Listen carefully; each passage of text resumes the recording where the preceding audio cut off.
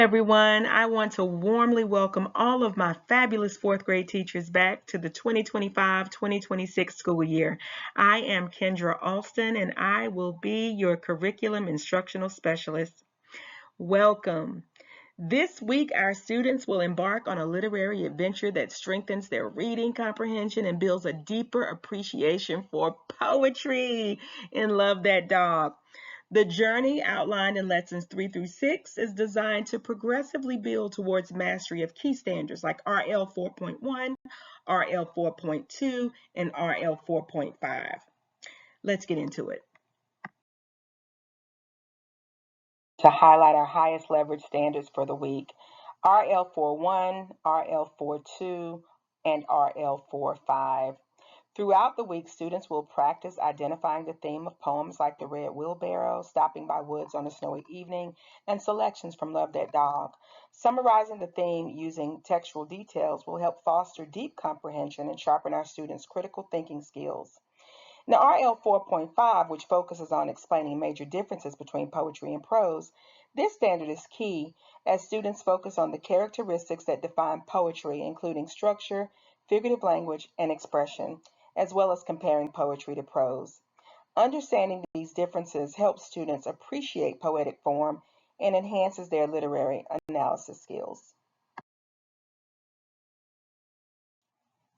The next few slides are dedicated to unpacking the three highest leverage standards. So first we have RL 4.1.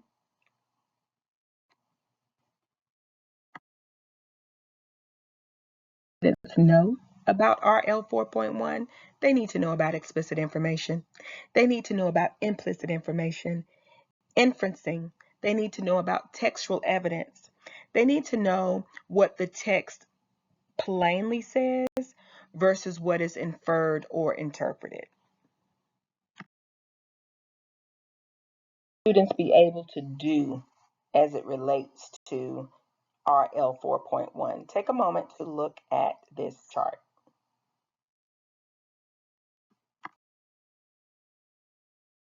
On to RL 4.2. Theme is the central universal lesson, message, or moral of a literary text, whether it's a story, drama, or poem. It's an abstract idea and not a specific plot event. So textual evidence are the specific concrete pieces of evidence such as character actions, dialogue, or plot events that point towards the theme. A summary is a condensed version of the text that accurately restates the main ideas and important details in the order in which they appeared. Let's get into RL 4.2 just a little bit deeper.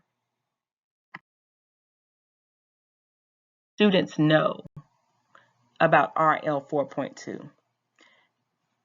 Theme, textual details, and summary.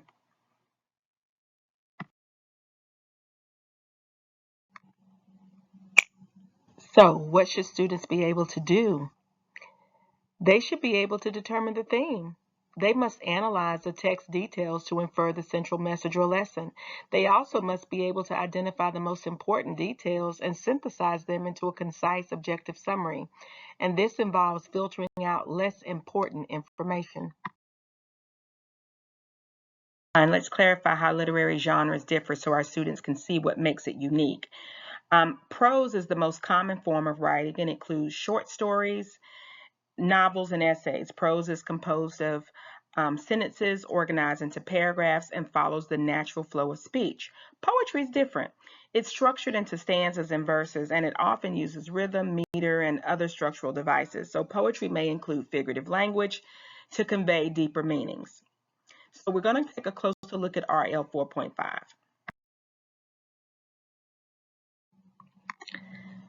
What should students know? Students need to know what prose is, what poetry is, and what drama refers to. When we're talking about a drama, what does that refer to? So what should students know? Students need to know what a verse is, what a stanza is, what rhythm refers to, and what a meter is. 5, what do we want our students to be able to do? Well, we want them to be able to analyze how sentences and paragraphs and sections relate to each other. We want them to be able to explain key differences between the different genres, as well as identify structural elements of dramas, character setting, dialogues, and how they influence meaning and style. We want them to also be able to refer to elements of poems and how they shape the meaning, style, and comprehension. Take this time to really focus on lesson 5 because that is the highest leverage lesson this week. And I indicate that by having a gold star there. And although I have unpacked lesson 3, lesson 4, and lesson 6 here within the slide presentation, I will only talk about lesson 5.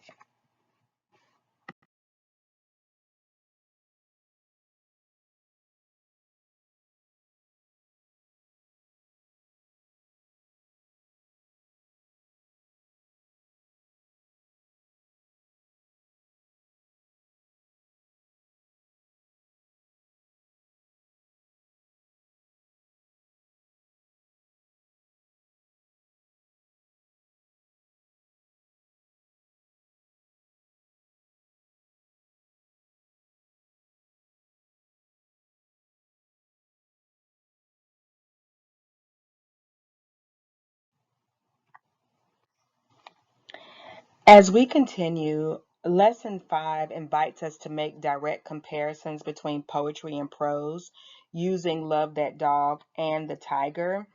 Students will revise their summaries based on peer feedback and use a gist chart for Love That Dog.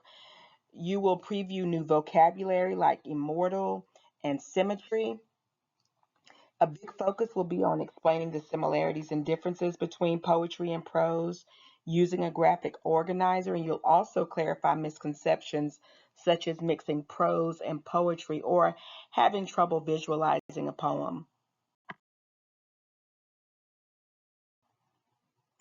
Here are the learning targets for lesson 5, the checks for understanding, the possible misconceptions that I mentioned earlier in the lesson preview, as well as the just-in-time supports in order to support those possible misconceptions.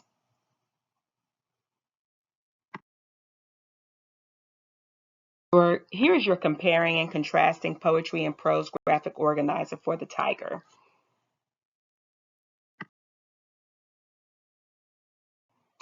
Here are the overarching understandings for lesson 5.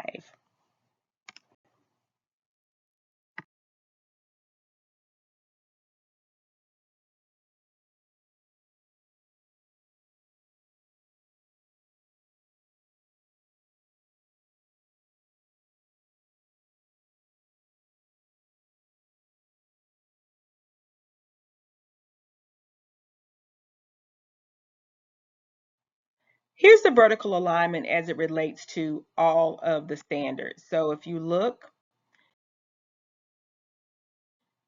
you have standard RL 4.1, and then you have this one for RL 4.2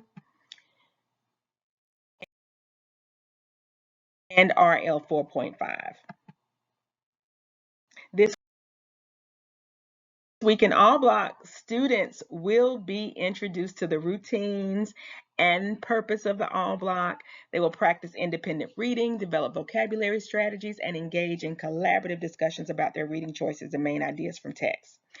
I have an overview of the unit over here to the right.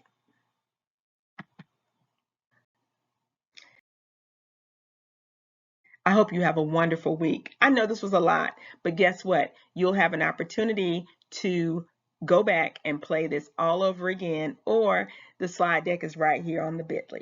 You can access the slide deck. Have a great week.